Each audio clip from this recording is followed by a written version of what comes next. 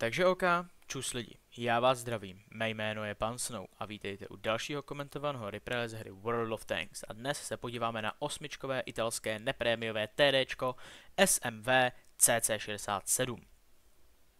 Pojďme se v krátkosti ještě vrátit k videu z vánočních krabiček, kdy si hodně lidí stěžovalo na to, že mlaskám ve videu a rovnou vám musím říct, že se vám omlouvám, protože skutečně je to hodně nepříjemný, když jsem si dal trošku víc nahlas, je to opravdu trošku rušící ten zážitek, takže se pokusím na tom do budoucna rozhodně zapracovat.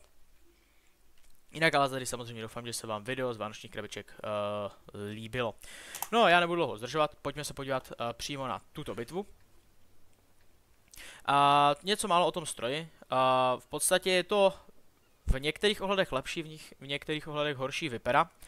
Co se týče armor profilu, tak ten spodek je o něco slabší, ať už ten spodní nebo vrchní pad.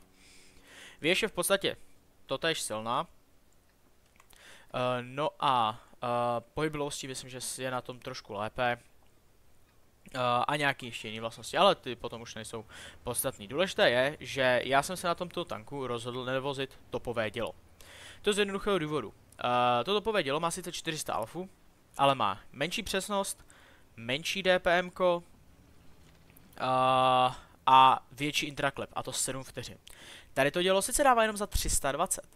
Na druhou stranu má pouze 5 vteřin intraklip a nabíjí ten zásobník v skutku velmi rychle. Tudíž jsem se rozhodl, že na tomto tanku, přestože ho mám v topu, mám vyzkoumaný úplně všechny moduly, tak jsem se rozhodl vozit to menší dělo. Jel jsem zde na útočišti, v docela dost příznivém matchmakingu, jsem jel sem na ten heavy flank. No a díky tomu kratšímu intraklipu jsem zde dal 2 rány. Těžko říct, jestli kdybych měl těch 7 vteřin intraklip, jestli bych trefil obě 2 ty rány. Možná bych měl jenom jednu, těžko říct. Mně osobně se líbí ten kratší intraklip z jednoduchého důvodu, no to je potom vlastně lépe hrát jako ten autoloader.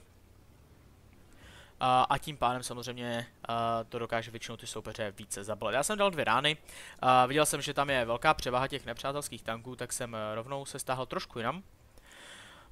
Mezi tím jsem si dobil krásně, no a tady teďkon se možná objevila trošku první taková decentní chybička.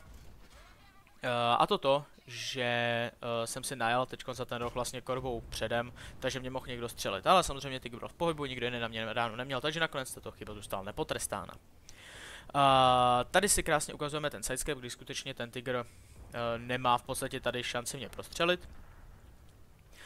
Já tady teď budu zkoušet mířit na tu kopulku. No tak, byla hodně naivní rána. To byla taky naivní rána, ale já jsem hodně naivní. No a ono, když jste naivní, tak to občas vyjde. Bang! A je tam. No takže ze 6 rán na Tigra úspěch 1. Nic moc, na druhou stranu nebylo moc nic co jiného dělat. No mezi tím nám na té heavy line, nebo v tom podzemí tady, umřely naše 2 heaviny. No a proto já se tam teda vracím. No a teď si ukážeme v krátkosti, proč si myslím, že to SMVčko je v celku kvalitní stroj. Protože v podstatě klip potenciál máte 960, což není moc, na druhou stranu to není úplně málo. Vysypete ho tady sice za 10 vteřin, ale máte ten armor a ten armor prostě mi tady teď strašně pomůže. A obecně ten armor, hlavně ta věž, je dost silná, i desítky vlastně s tím mají problém se základní municí. No a kombinace s tímhletím rychlopalnějším dělem, tak si myslím, že to je dobré, co se týče holdění nějaké pozice, pokud můžete schovat korbu. Já si teď zacouvu a použiju vlastně vrak toho VKčka jako krytí. Tady už vidíte, že ten pancíř skutečně patří mezi ty kvalitnější. No a já se tady v podstatě takhle mrcasím a pomalu, ale jistě začínám farmařit. Oni v podstatě teď se mnou nemůžou nic udělat, protože já jsem v sidescrapu, takže mě nemůžou ani do toho podvozku, vlastně ani z boku. Takhle ten sidescrap krásně funguje v kombinaci s tím, že máte ještě ne teda plně otočnou věž, ale myslím, že to má 45 stupňů dohromady, plus minus. Jo a vlastně takhle ten sidescrap krásně funguje. Plus ta věž nemá ani nějaké extrémně velké kopulky, takže i to napomáhá tomu těžkému opancéřování toho stroje. I ten reload konkrétně, já myslím, že to má nějakých 16 vteřin s tím, co tam mám. Takže i ten reload je v celku kvalitní. Já tady teda samozřejmě hledám úhly, oni se bojí trošku. No a teď se koukněte. Tam je 56 TP, typ 63, KV5, T34 a Guard. To je 5 tanků. A já jsem tady sám, co to drží. Oni se mě bojí, oni se mnou prostě nemůžou vůbec nic, takže já jsem si tady našel hezky jednu ráno. Tady to byla trošku šťastnější rána, ono u toho typa 63 vy vždycky chcete mířit na tu korbu, protože ta je velmi slabá. No a tady se opět ukazuje ten armor v praxi.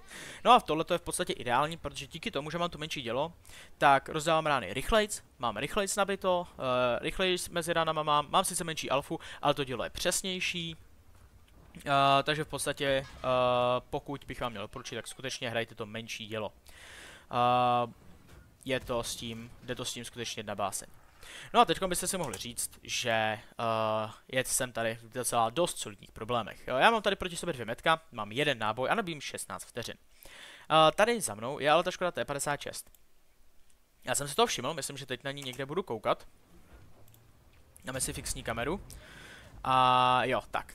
Škodovka jednu vystřelila, možná si myslí, že teď má vystřelenou, takže na mě můžou. Takže Guard se teda rozhoupal, vyjel, já se snažil jsem se ještě pootočit, ale samozřejmě to bylo bez šance. No a teď si 4, trojka si já jsem myslela, že ho zkusí zabít na high roll. Tak, tady už jsem tedy dokončil zkázu, rozbil jsem tady 2 metka, v podstatě sám. Oni by mě stejně asi nejspíš nezabili. No a tohle to byla teda rána, která mě úplně potěšila na srdíčku. No a já si teda rychle dám přebít a jedu dodělat ještě KV5. Ta Škodovka sice ano, zabila toho Guarda, na druhou stranu oni by mě v podstatě neustříleli, já bych si asi nebyl rychlejc, ale díky té Škodě jsem si teda ještě ušetřil HPčka. Tak tady samozřejmě KV5 se mnou nebude mít žádný problém, na druhou stranu já nebudu mít problém s KV5. Má to na základní munici 220 penetraci, takže to rozhodně stačí na ty 8. A je samozřejmě ty 9, na tom goldu to má 242. Takže to samozřejmě ten gold není nějaký extrémně velký zázrak. No a tady už se jedná pouze o formalitku, kdy já si tedy dopnu tady T56. Tady jsem původně mířil na tu T28, ale nakonec jsem se rozhodl tady tracknout tu KV4. No a tady mi padne ještě krásný high roll, kde jsem ho teda zabil, mám 5. kill a 5500 damage. Já už tady teď nic nestihnu, T28 se rozpadne, ani neví jak, no a burák jak by smet. Každopádně, k té bitvě, myslím, že se dost jasně ukázalo, že ten tank, konkrétně s tím malým dělem, má schopnost držet pozici v celku efektivně. Protože skutečně vlastně ten armor profil je kvalitní.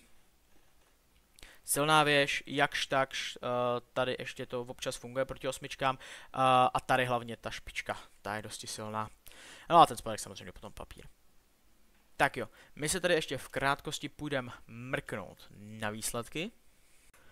Tak jo, bylo to teda první emečko na mém stroji, 5500 damage, 5 tanků. V podstatě, když se koukneme, tak vidíme, že typa 63, myslím, že jsem spapal úplně celýho a tu T34 myslím, že jsem taky v podstatě snědl úplně celou.